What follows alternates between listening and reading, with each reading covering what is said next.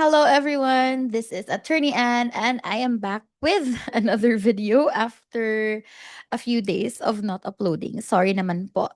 And based on the comments I have received in my videos where I spoke Bisaya, some are commenting na or requesting na if I can record through Tagalog. I will try my best because again, disclaimer po ha, hindi po ako native Tagalog speaker, okay? So I'm a Bisaya and I'm trying so hard to speak Tagalog. And I might sound OA, but pagbigyan mo na lang. Pagbigyan nyo na lang. All right, anyways. So, moving on to our topic in this video. Um, Naisipan kong mag-record ng explanation regarding RMC number 39. I'm trying to do some annotations here. Hold on.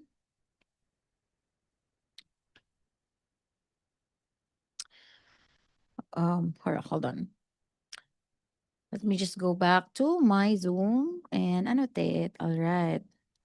So here. So we have here RMC number 39-2007. So if you look at the subjects of this RMC, you can see that this this is like a guideline for security agencies. Okay. So for both perspective ni security agency company and also sa perspective naman ni company hiring or availing the services of security agencies. Now, I have several clients. No, in our firm, we have clients na merong security guard. Okay, like for example, a client who is operating a convenience store, 'di ba? Pag may nakita kayong, let's say, convenience store, 7-Eleven, may mga security guards yan sila. And most of the time, yung security guards na andyan na makikita mo sa store is not actually hired directly ng store. So, they are using the services of security agency. So, parang may agency na nag-hire ng security guards. Tapos, on the part naman ng store, they are not hiring the guards themselves, but rather, they are availing the services of the security agency. So, kumbaga, eto 'di ba? So for example, ito yung business mo,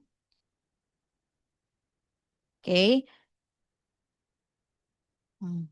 And then, I don't know bakit nagdoble yan.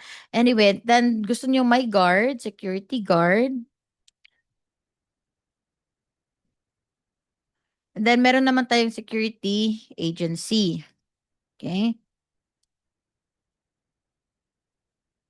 So si security guard is hired by the security agency.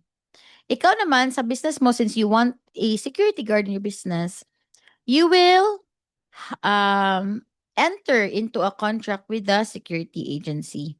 Okay? But again, yung employer ng guard is yung si security agency. Now, marami kasi nagkakamali dito because for security agency kasi na fees, meron tayong withholding. Okay? Meron tayong withholding. So for example, if 100,000 yung example lang talaga, 100,000 yung fees mo for the agency. Okay, you are paying, let's say, 100,000 every month. Ang question mostly niyan is, will the entire 100,000 be subjected to the 2% withholding tax? Okay, so that's why we can use RMC 39-2007 to give us a clear answer once and for all. All right. I'm not really sure anong nangyari dito sa mga annotations ko. Okay. Medyo loading lang siguro. Anyways. So, if we scroll down here,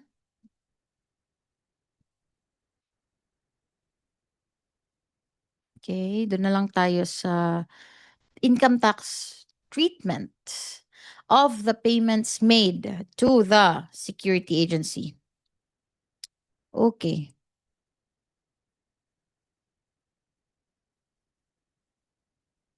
Sa view ko lang pala yun. Anyway, yung kanina na nagdodoble-doble yung annotation. Anyways, so income tax treatment of the payments made to the security agency. So this one is on the part of the security agency. So if your business is the security agency, or if you are a bookkeeper of the security agency, ganito po yung recording natin ng transactions, okay? So in general, the security agency must record as part of its gross income the agency fee portion of the payment net of the VAT thereon. So kumbaga, like in my example a while ago, if 100,000 yung binibigay ni client sa'yo, if ikaw yung security agency, yung 100,000, kailangan meron niyang breakdown. How much of that is yung agency fee? Okay. How much of that is the VAT, and how much of that pertains to the guards' salaries? Okay? So kailangan may breakdown ng 100,000 na nare-receive ni security agency. So, yung part lang ng gross income ng security agency is not entirely yung 100,000 but only the agency fee. Okay? Ito lang ang part sa gross income. So kung magkano naman yung portion ng 100,000, that pertains only to the agency fee net of VAT, okay? Meaning tanggalin yung VAT na portion, yan lang yung part ng gross income. Okay? Since the security guards' salaries are tacked in as part of the service fees, the security agency must always recognize that the portion of the fees, that portion of the fees as a liability. Kasi 'di ba si client niya binigay entirely yung 100,000, correct? And then yung part dyan, again, since we mentioned a while ago na kailangan may breakdown no magkano dito yung guard salaries, magkano dyan pertaining to VAT. So yung portion daw ng guard salaries must be recognized as a liability on the part of the security agency kasi 'di ba liability meaning obligation, 'di ba? Because the security agency has an obligation to pay that amount as salary in fact of the guards, okay? So for this purpose, the contract, so ito yung tawag ng contract natin between your client and the security agency. Okay, we have the contract for security services.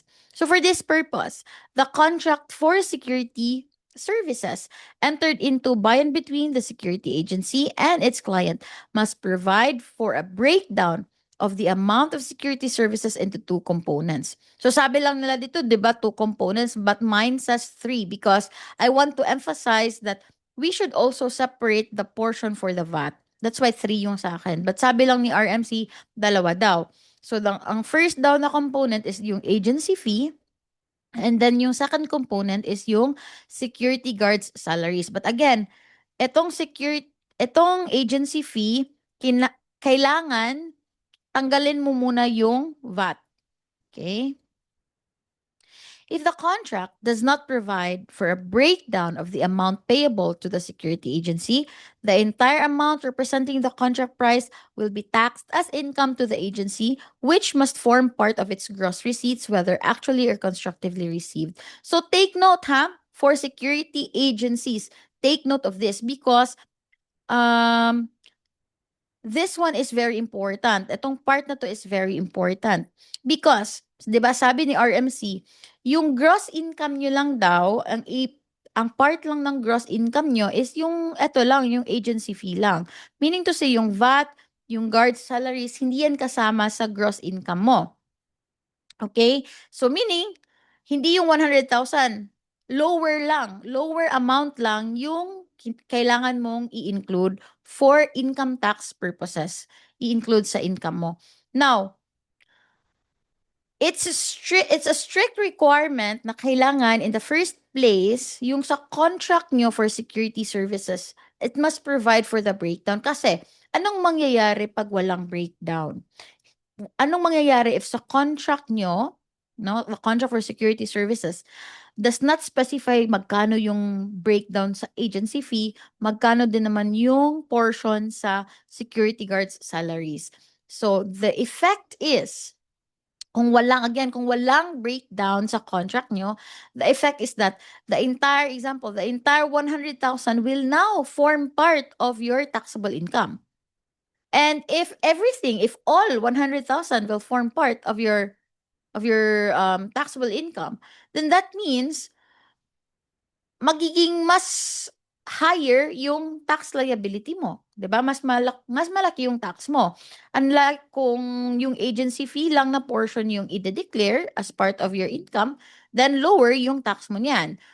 Pero again, yung effects ng not providing a breakdown sa contract nyo, ang effect niyan is that the entire amount representing the contract price will be taxed as income. Okay? So, it's very important na kailangan talaga sa contract pa lang nyo meron ng breakdown kung magkano yung agency fee at magkano naman dyan yung guards' salaries. Okay?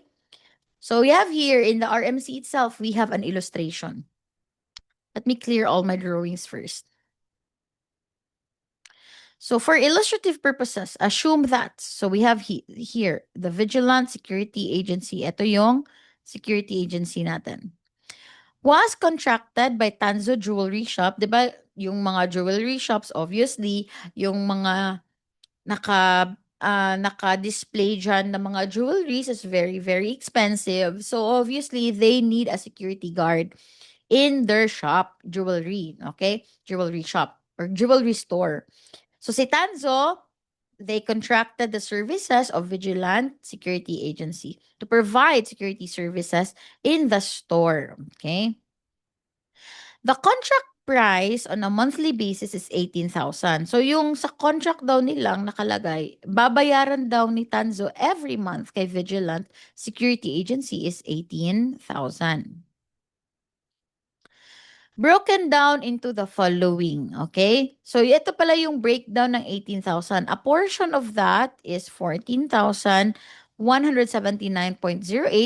which represents yung sweldo mismo ni security guard and yung agency fee. Ito naman yung income ni security agency in the amount of 3,820.92.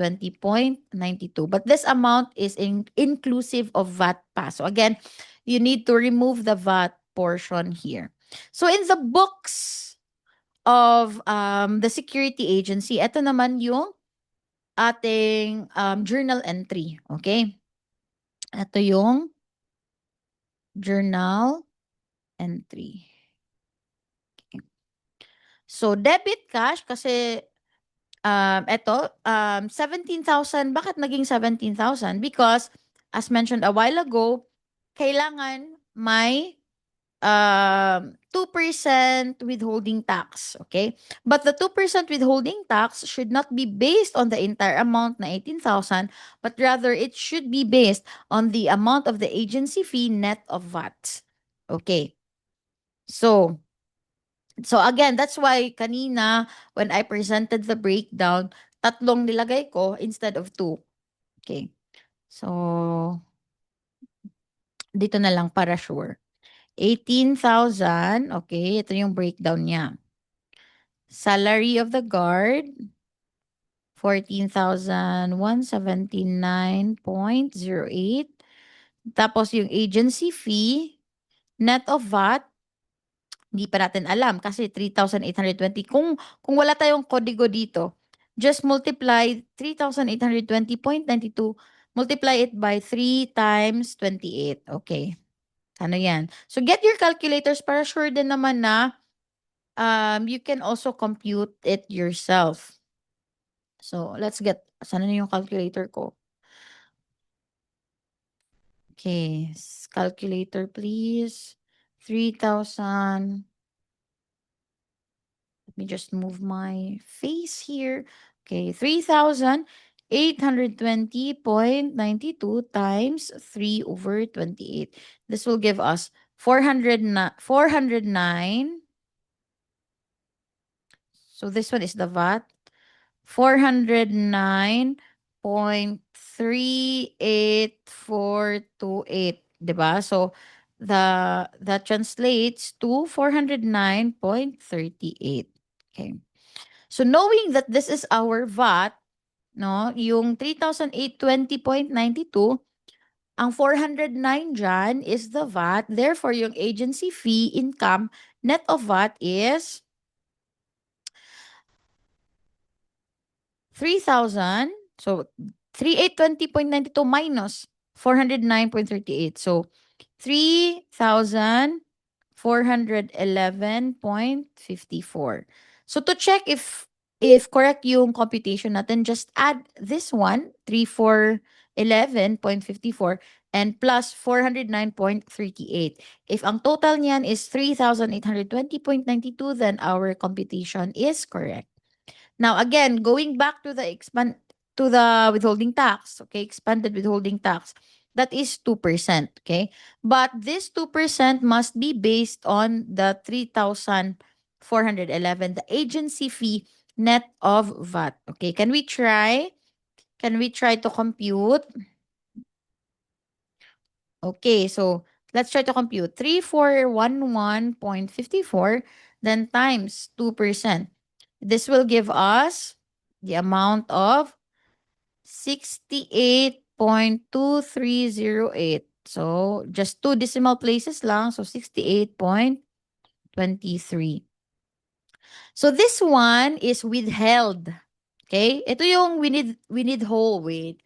Withhold ng Tanzo Jewelry Corp. So, di ba 18K yung ano nila, yung payable nila every month? 'Di ba? 18,000 yung payable nila every month. Pero meron withholding na 68.23.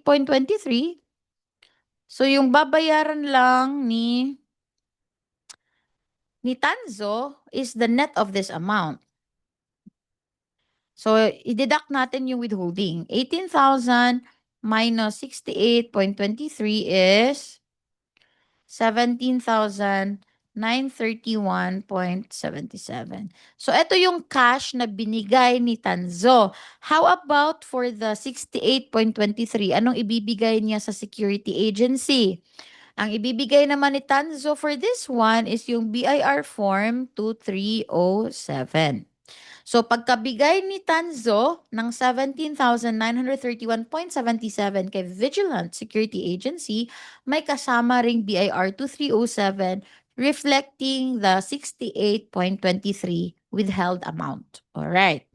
So that's why if you look at again the journal entry, okay, let me just change colors. If you look at the journal entry here, ang debit sa cash is not the 18,000 kahit na 18,000 yung contract price nila, 'di ba? Because again of the withholding tax. So ang na-receive lang ni security agency na money is this one. Okay, this one goes here, okay? The 17,931.77. And then prepaid income tax is your the withheld tax by Tanzo as evidenced by BIR Form 2307. You can say prepaid income tax. You can also use the account creditable withholding tax. Pwede din naman. Okay? So 68.23 ito goes here also as part of the debit. On the credit side of our journal entry, because again, this is our entire journal entry.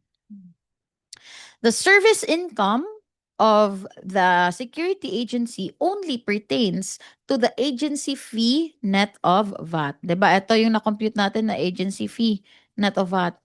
Yan lang yung income, service income. Okay? And then output tax, this is the VAT. This is the VAT on the agency fee, 'di ba? As computed natin dito, that is 409.38. All right. And then as shown here sa RMC, sabi 'di ba? Ito yung naka-bold talaga at saka caps lock na liability. Since the security guard's salaries are tacked in as part of the service fees, the security agency must always recognize that portion of the fees as a liability. And that's why meron tayo ditong liability account na due to security guards in the amount of 14,000. This is this one, no, the salary of the security guard. 14,179.08. Alright? So, yung 18,000 na contract price nila, marami pala siya na breakdown. Okay? So, that should be reflected in the books of accounts of the security agency. Kasi again, pag mali, okay, kung lahat, let's say, yung entire 18,000 ang nilagay dito na service income, then mas malaki ang tax na babayaran ni security agency. Kaya very careful tayo po in recording these kinds of transactions in the books of accounts. Okay. Now, let me clear all my drawings and I hope that's clear sa minds natin. Let me just scroll down a bit more. The security agency is who is the trustee of the funds segregated and earmarked as salaries of the security guards is the withholding agent for purposes of the withholding tax on compensation income. So, eto naman, continuation, 'di ba? For example, meron tayong 14,000 si security agency, siya yung magbabayad ng sweldo ni security guard in the amount of 14,000, right? So if it's payroll date na it's time to pay the salary of the guard, so etong 14,179 will be debited. So due to security guards 14,179.08. And then, if ever based on the current withholding tax, kasi this one is based on 2007 pa kasi to. So, meron tayong updated na tax rates based on the train law. So, if ever yung amount ng salary ng guard is already taxable, then it is the security agency who should also deduct the withholding tax on the salary. So, assuming lang talaga na ito yung tax ng salary ni guard. Okay, so debit due to security guards. Credit cash, ito lang yung net pay niya, 12,637.11 kasi may na-withhold pa na tax on his salary. So, ang net pay lang niya is 12,637.11. And then also credit withholding tax payable 1,541.97. Ito naman, anong obligation ni security agency? So the security agency should file a BIR form 1601C. Okay. So pagka-file niya ng BIR form 1601C, it will also pay 1,541.97 to the BIR. Okay, clear? Clear na lang po. Okay. Now, that is again on the perspective of the security agency. Okay. How about on the part of the user of the security services? 'Di ba kanina yung nag-engage ng services ni security agency is yung si Tanzo. Tanzo ba 'yon? Yung sa jewelry, okay? So the client who is engaged in business can claim. So sa perspective naman again ni client sa books of accounts niya and for the computation of his income tax or the business's income tax. The business can claim as a deduction from gross income the total amount paid to the security agency net of the VAT of the agency fee. So yung again, yung expense niya, allowable deduction yan, no? Yung security expense, security services expense must be net of VAT. Okay? It is allowed to recognize an input tax based on the agency fee. So kung ano man yung output VAT ni security agency, yun din yung input VAT, okay? Or input tax ni client. Okay, if you can remember in our example a while ago, yung na-discuss natin, 'di ba, yung output tax ni security agency is 409. So yan din yung amount ng input tax ni client. Okay? It is allowed to recognize an input tax based on the agency fee if the transaction is covered by a VAT official receipt. Again, hindi na to yung bagong rule ng BIR hindi na siya VAT official receipt, dapat VAT invoice na, okay? Kasi 'di ba, ang official receipt is already downgraded as a supplementary document. So, kailangan VAT invoice. If it's supported by a VAT invoice, then you can claim an input tax. It is also required to withhold and remit the expanded withholding tax on the agency fee. Remember, di ba, na may withhold siya na 2% of the agency fee, which is 68.23. So, kailangan din siyang mag-remit niyan sa BIR. Remit niya yan sa BIR. So, this one will be remitted to BIR using BIR form 0619E for the first 2 months of the quarter. For the quarterly naman, meron tayong BIR form 1601EQ. And do not forget also to prepare the QAP, okay, every quarter. Then the portion of the expense pertaining to the security guard's salaries will be covered by a non-VAT acknowledgement receipt issued by the security agency. So, eto na. Eto na rin yung part na maraming nagkakamali. 'Di ba? So, ang ginagawa kasi ng mga security agencies, example kanina 'di ba, yung 17,000 yung binayad ni client sa kanya. Pagkabigay niya ng invoice, ilalagay niya lahat yung 17,931.77. Some companies are also issuing the full talaga na 18. Kahit na naman may withholding. So, it's either basta full yung nilalagay nila sa VAT invoice, which is mali. Mali yan, okay? So, sa part ng dapat dalawa yung ibibigay nila na document ni client. So, ang first na document is yung invoice, yung VAT invoice. And then the second one is the acknowledgement receipt. Dalawa dapat, okay? Uy, dalawa dapat yan. Sa VAT invoice, dito nakalagay lang yung agency fee. 'Di ba? Mayroon tayong breakdown. Yung agency fee plus yung VAT nakalagay dyan sa VAT invoice. At also naka-reflect din dyan yung withholding tax. Expanded withholding tax. This time, for the second document, acknowledgement receipt, dito dapat nilalagay yung portion ng salary ni guard. Again so iwasan yung mistake na ilagay lahat yung amount sa VAT invoice. Kailangan split, naka-split. First, for your VAT invoice, only the agency fee and the VAT and reflected yung withholding tax. And then the second one, for the salary of the guards, kailangan dun siya ilagay sa acknowledgement receipt. Alright? Clear, clear, clear.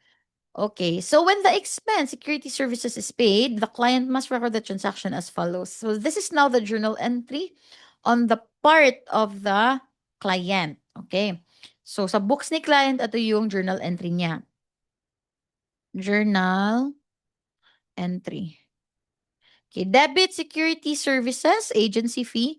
Ito yung expense, okay? The first part of the expense, yung sa agency fee. Again, net of VAT. Another portion of the expense, security services, pertaining to the salary of the guards. That's 14,179. Take note. Take note. Although it says here salaries of the security guards, do not file BIR form 1601C for this one. Bakit? Because the salaries of the guards are actually the employees of the security agency. So dapat si security agency yung mag-file ng 1601C, not you, okay? But despite that, kahit na si security agency naman yung employer ni guard, you as the client can still claim it as your expense, okay? So just specify na this salary is for the security guards. All right. Ito yung covered ng VAT invoice. Ito naman yung covered ng acknowledgement receipt. And then debit input VAT, 409.38, then credit cash because this is the amount that you actually paid to the security agency. And then withholding tax payable is 68. This is the 2% withholding tax on the agency fee. Okay? So that one is for VAT, I mean, no, input, sorry, income tax purposes rather. Sorry. Because it's already 5 p.m. when I'm recording this one. So yung discussion natin na yon is for income tax purposes pa lang siya, okay? Now, let's move on to the VAT. Okay? The VAT portion. Although it's already explained when we did the journal entries, but just a few reminders here given by our RMC. On the part of the security agency, for VAT purposes, yung ilalagay nyo lang is yung agency fee. Ang agency fee lang ang may VAT. Yung salary of the guards, wala yang VAT. Okay? So, do not pay VAT for the salary. Only for the agency fee. Because again, yung portion ng salary of the guards will be recognized lang as a liability on your books. 'Di ba? Meron tayo yung due to security guards na account. Again, accordingly, the 12% output tax will only be computed on the agency fee, which shall in turn be the input tax of its clients. All right, clear. Let me scroll down a bit more. Okay. So on the part of the client, again, this one is for VAT purposes. Only the portion of the payment representing the agency fee, if covered by a VAT, again, this is not anymore official receipt, this is invoice. Invoice na yan siya. Will entitle the VAT registered client to a claim of input tax credit. So kung magkano naman yung output dito, siya din yung input dito. Input tax. Okay? So, all of these discussions here, we already explained when we did our journal entries a while ago.